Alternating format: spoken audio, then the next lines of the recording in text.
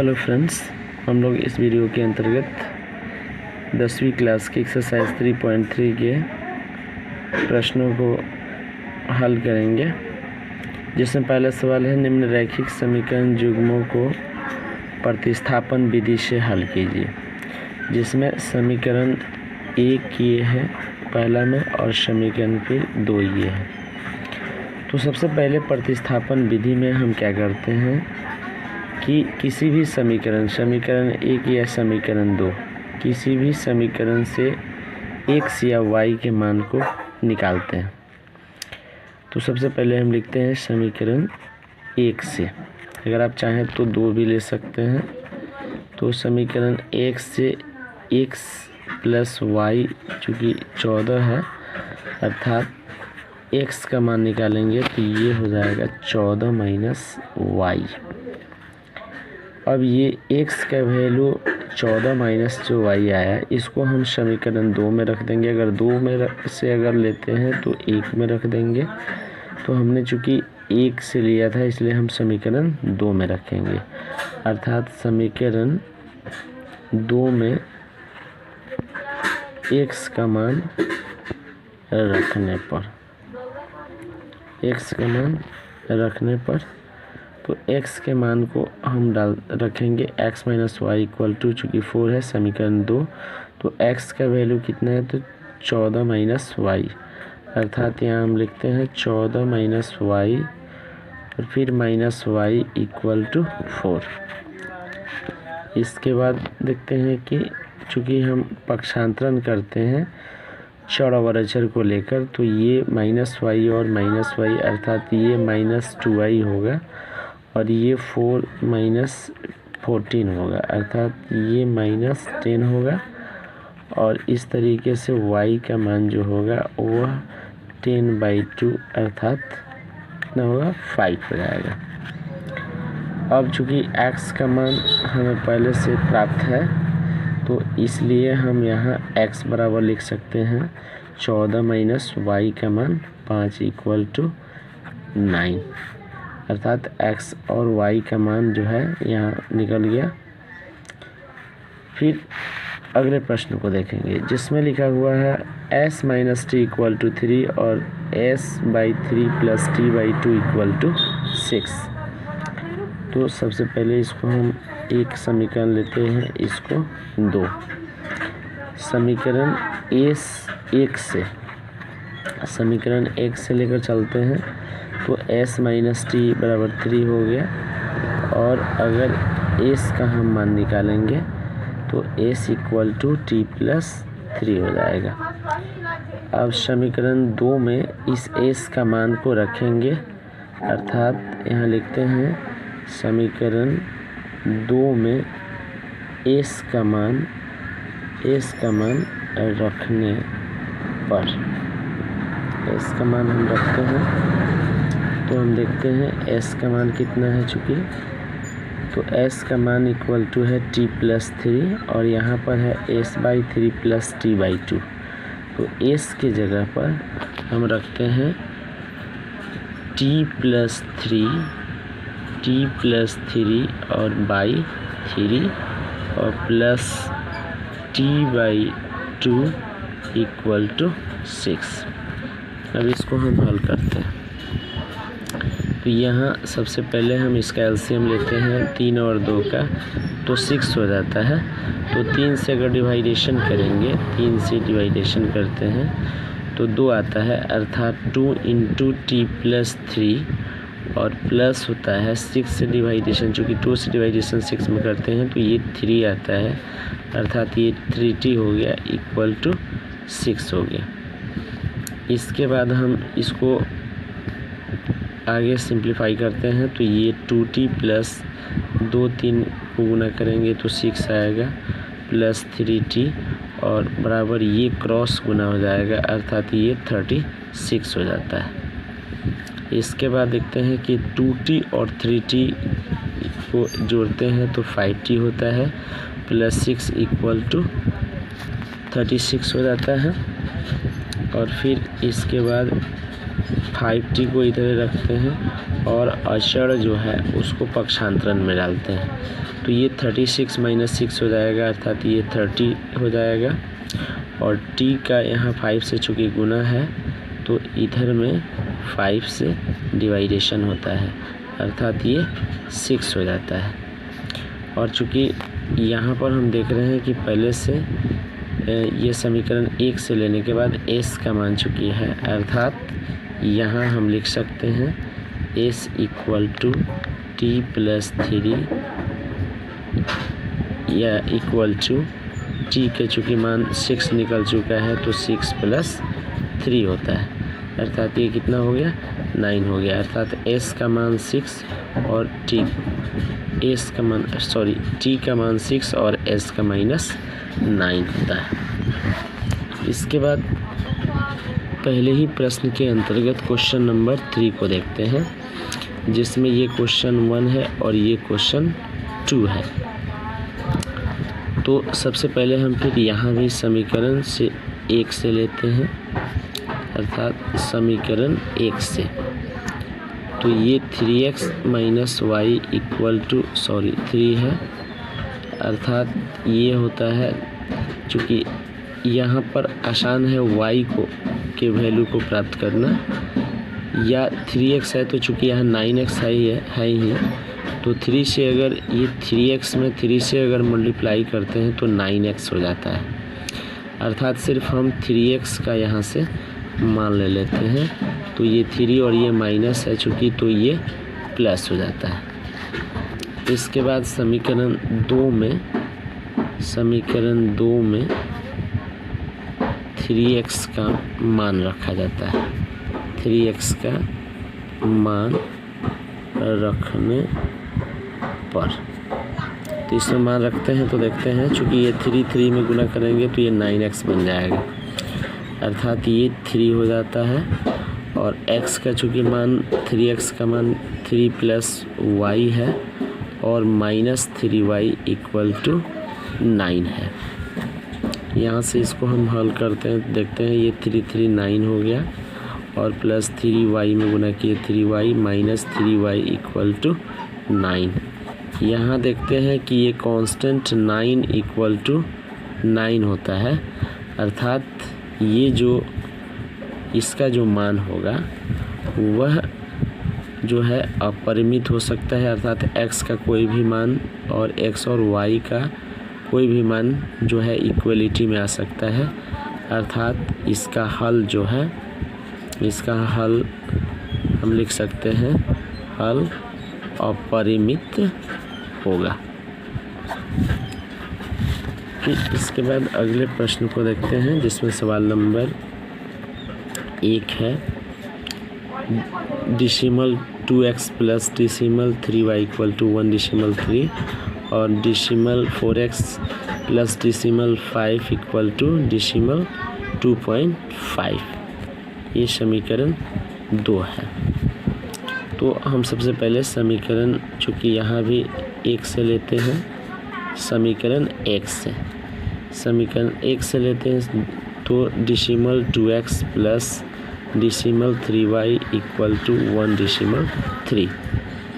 यहाँ से सबसे पहले इसको हम सिंप्लीफाई करते हैं, तो x का चूँकि वैल्यू करना है, अर्थात डिसिमल 2x को इधर रखते हैं और 1 डिसिमल 3 माइनस डिसिमल 3y हो जाता है। इसके बाद चूँकि डिसिमल में यहाँ 2 डिसिमल 2 से x में गुना है तो यहाँ डिवाइडेशन होता है, अर्थात 1.3 डिसिमल 2 और minus decimal 3 by decimal 2y होता है। इसको हम कैलकुलेट करते हैं तो ये डिसिमल कैंसलेशन में जाता है, अर्थात 13/2 माइनस 3/2y हो जाता है, अर्थात ये इसको अगर हम डिवाइडेशन करते हैं तो 6.5 माइनस 1.5y हो जाता है। अब चूँकि समीकरण का मान हम 2 में रखते हैं तो लिख सकते हैं यहाँ समीकरण 2 में x का मान रखने पर, तो मान को हम रखते हैं, चूँकि हमारा डिसिमल वैल्यू है डिसिमल 4x है प्लस डिसिमल 5y है इक्वल टू 2 डिसिमल 3 है। यहाँ डिसिमल है, इसको हम देख सकते हैं। तो यहाँ चूँकि ये डिसिमल 4x है, तो डिसिमल 4 और x का वैल्यू चूँकि हमें प्राप्त हो गया है 6.5 माइनस 1.5y, तो इसको हम मल्टीपल फॉर्म में लिखते हैं 6.5 माइनस 1.5y और प्लस 0.5y इक्वल टू 2.3। इसको हम हल करते हैं, तो इसको मल्टीप्लाई करते हैं तो देखते हैं कि ये 5 चौके 20 का 0 2 6 चौका 24 और 2 26। चूँकि डिसिमल के बाद यहाँ भी एक अंक और यहाँ भी एक अंक, अर्थात 2 अंकों के बाद डिसिमल है।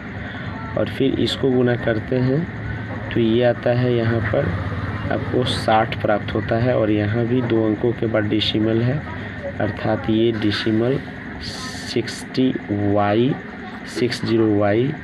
और plus decimal 5y equal to 2 decimal 3 प्राप्त हो जाता है। अब हम इसके बाद चूँकि डिसिमल आफ्टर डिसिमल 0 का वैल्यू नहीं होता है, तो ये 2.6 minus 0.6y plus 0.5y equal to 2.3, अर्थात ये 0.6 में से 0.5 को घटाएंगे तो ये माइनस 0.1y या 0.y इक्वल टू 2.3 माइनस 2.6 होगा। इसके बाद हम minus decimal 1y equal to ये चूँकि प्राप्त हो रहा है डिसिमल 3, अर्थात यहाँ देखते हैं कि y का मान जो होता है decimal 3 by decimal 1 equal to 3 प्राप्त हो जाता है। और फिर चूँकि हमारे पास ये x का वैल्यू है, अर्थात यहाँ हम लिख सकते हैं x इक्वल टू 6.5 माइनस 1.5 और y का मान चूँकि 3 निकल चुका है, अर्थात 3 लिख सकते हैं, अर्थात 6.5 माइनस 4.5 इक्वल टू 2, अर्थात x का मान 2 और y का मान 3 प्राप्त हो जाता है। इसके बाद ये प्रश्न नंबर 1 के अंतिम प्रश्न को देखते हैं, जिसमें ये समीकरण 1 है और ये समीकरण 2 है। इसमें भी समीकरण हम 1 से लेते हैं, अर्थात √2x plus √3y equal to 0। यहाँ से हम √2x अर्थात ये माइनस प्लस √3 है तो इधर आएगा तो माइनस √3y हो जाएगा। और फिर चूँकि x में मल्टीप्लाई है √2 से, तो इधर माइनस √3 बाई √2y हो गया। अब समीकरण 2 में x का मान रखने पर, तो चूँकि इसमें x का मान रखते हैं तो ये √3x minus √8y equal to 0 हो जाता है। तो x का हम यहाँ वैल्यू रखते हैं, तो ये देखते हैं √3 और x का होता है minus √3 by √2y minus √8y equal to 0। फिर आगे इसको हल करते हैं तो देखते हैं ये √3 और √3 अर्थात ये -3 हो जाता है, अर्थात इसको हम देख सकते हैं माइनस √8y इक्वल टू इसको देख सकते हैं, चूँकि y चूँकि है यहाँ, तो यहाँ देख सकते हैं कितना, तो माइनस √8y और माइनस ये 3/√2y इक्वल टू 0 हो जाता है, अर्थात यहाँ पे y ही चढ़ है, अर्थात यहाँ एलसीएम लेंगे तो √2 आएगा और ये हो जाएगा आपको minus √16y minus 9y equal to 0। या हो सकता है चूँकि ये 4 हो जाएगा, -4y और -9y इक्वल टू 0। चूँकि ये √2 में 0 से गुना हो जाएगा, अर्थात 13y इक्वल टू 0 और y equal to 0/13 -13 equal to 0। अर्थात यहाँ पर y का मान 0 हो गया। अर्थात हम यहाँ लिख सकते हैं, चूँकि x का मान हमें मिला है -√3/√2y, तो चूँकि -√3/√2 y 0 है, अर्थात x का भी मान 0 होगा। इसके बाद ये छठे प्रश्न को देखते हैं, जिसमें हमें समीकरण 1 ये है और समीकरण 2 ये है। अब यहाँ भी समीकरण हम 1 से लेते हैं, समीकरण 1 से, तो 3x/2 -5y/3 इक्वल टू -2। अर्थात यहाँ पे हम x को निकालते हैं, तो 3x/2 equal to -2 plus 5y/3 हो जाता है। और फिर चूँकि x का मान निकालना है यहाँ पर, तो यहाँ से हम 3x/2 को जो कहते हैं लिखते हैं, इसको हम सिंप्लीफाई करते हैं, तो ये 3 आता है, ये 3 और माइनस ये 6 प्लस 5y हो जाता है। अर्थात फिर हम यहाँ से x का जब वैल्यू निकालते हैं, तो x में चूँकि 3 से गुना है तो ये भाग होगा, और 2 से भाग है अर्थात गुना होगा। अर्थात 2 × -6 प्लस 5y और y हो जाएगा 3 × 3। अर्थात ये आएगा हमें 10y - 12/9। अब इस मान को समीकरण हम 2 में रखते हैं, तो लिखते हैं यहाँ समीकरण 2 में x का मान रखने पर, x का मान रखने पर, तो यहाँ मान को हम रखते हैं, देख सकते हैं x/3 है चूँकि, तो x/3 लिखते हैं। इसके बाद प्लस y/2 है, अर्थात y/2 लिखते हैं, और बराबर कितनी है, तो 13/6 है। तो यहाँ हम चूँकि x का वैल्यू यहाँ देख सकते हैं निकला हुआ है 10y - 12, अर्थात यहाँ 10y - 12 होगा, और y कितना होगा, 3 होगा, प्लस y/2 इक्वल टू 13/6 होगा। यहाँ हम एलसीएम लेते हैं तो 6 आता है, और चूँकि 3 और 2 मल्टीप्लाई हुआ है तो 3 से डिवाइडेशन करेंगे तो 2 आएगा, तो 2 आया आपको 10y - 12, और प्लस फिर कितना आ जाएगा, 3y आएगा, इक्वल टू 13/6 है। चूँकि 6 इक्वल है, अर्थात ये मान ही सिर्फ ऊपर का जो मान होगा अंश का वही इक्वलिटी में आएगा। ये इक्वल है इसलिए कैंसलेशन में चला जाता है, अर्थात ये हो गया 20y - 24 plus 3y equal to 13। अब इसके बाद देखते हैं 20 और प्लस 3, अर्थात 23y इक्वल टू आता है, हम देख सकते हैं यहाँ 13 प्लस 24, अर्थात ये 37 आ जाता है, और y का वैल्यू आता है, देख सकते हैं 37/23। अब इसके बाद जो है, चूँकि हमें मान जो है प्राप्त हो चुका है x का मान, तो x का मान हम यहाँ रख कर फिर निकाल सकते हैं, चूँकि है 10y - 12/6 है। तो यहाँ पे हम क्या करते हैं, 10y अर्थात 10 × y का मान को रखते हैं, तो चूँकि y का मान है 37/23 -12/6। इसको हम सिंप्लीफाई करते हैं, तो देख सकते हैं इसको चूँकि हमें गुना करना है, गुना में देख सकते हैं कि इसको गुना किए 10 में 37 से अर्थात ये 370 हो गया, और 370 माइनस ये हो जाएगा 370/23 माइनस हो जाएगा 12/6 हो जाएगा। इसको देख सकते हैं, चूँकि 370 हो गया और ये 13 और 12 में मल्टीप्लाई कर देंगे, तो 13 और 12 में मल्टीप्लाई कर सकते हैं, जिसमें 46 आता है, ये 30 आता है, अर्थात 672। तो ये 276 हो जाता है और बटा 6 हो जाता है। इसको हम घटाते हैं, तो ये 0 में से 6 जाता है तो 4 बचता है, और यहाँ 16 में से 7 को घटाते हैं तो फिर 9 बचता है।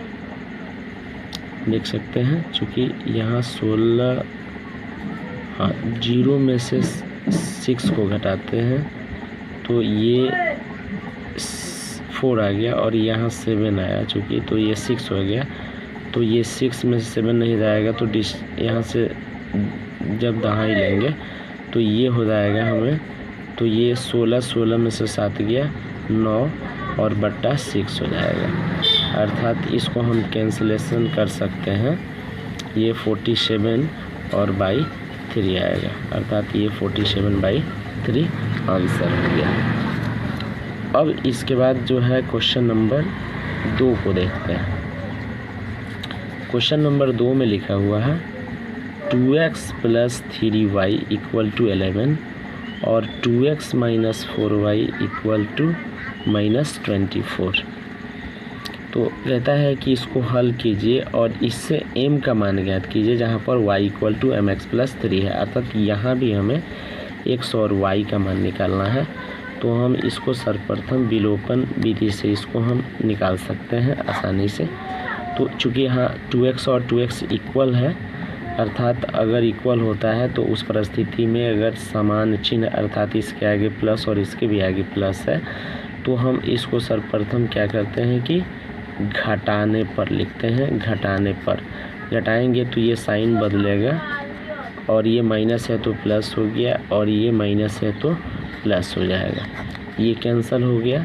और इसके बाद ये जोड़ते हैं, चूँकि यह चिन्ह परिवर्तित हो गया है, तो 4 और 3 7y हो जाता है, 7y हो जाता है। और इसको हम जोड़ते हैं तो ये हमें मान प्राप्त होता है 35, अर्थात y में 7 से चूँकि गुना है तो इधर 35 में 7 से डिवाइडेशन हो जाता है, अर्थात y का मान यहाँ 5 आ जाता है। अब समीकरण 1 में x का मान रखने पर,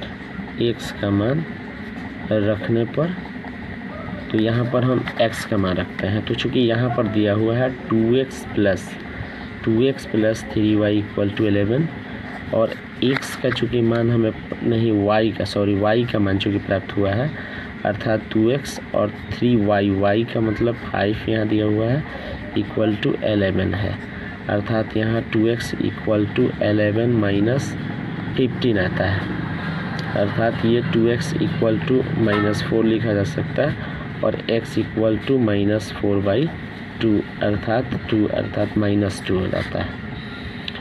अब जो है हम यहाँ पे देखते हैं, चूँकि हमें ये दिया हुआ है y = mx + 3, तो y का चूँकि वैल्यू हमारे पास है, y का वैल्यू 5 है, और m का चूँकि मान हमारे बीच नहीं है, और x का मान -2 है, और प्लस यहाँ पर 3 दिया हुआ है, अर्थात यहाँ पे ये -2m, अर्थात ये -2m हो जाएगा।